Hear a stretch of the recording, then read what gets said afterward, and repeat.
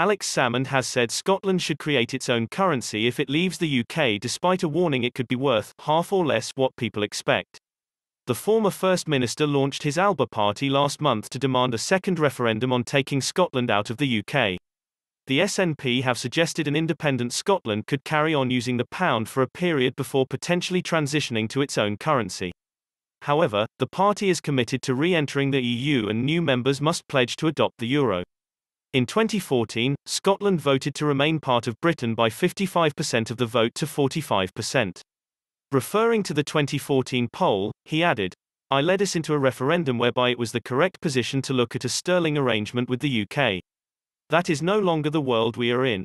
We are in a world with very low interest rates, where borrowing costs are at a historic low and where there is a great urgency in establishing your own currency at as quickly a rate as possible."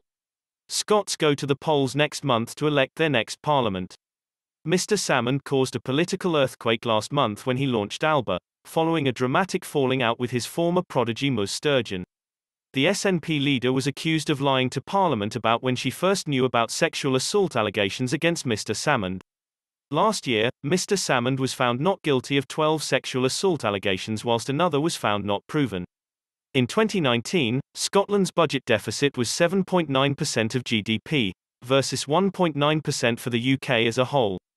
If it votes to leave the UK, Scotland would have to significantly cut its budget deficit before it could apply for EU membership.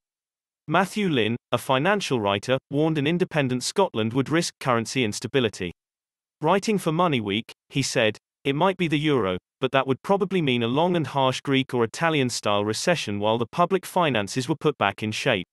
Or it might be the new Scottish currency, but that would be sharply devalued as it struggled to establish its credibility in the market and might only end up being worth half or less than you thought it would be.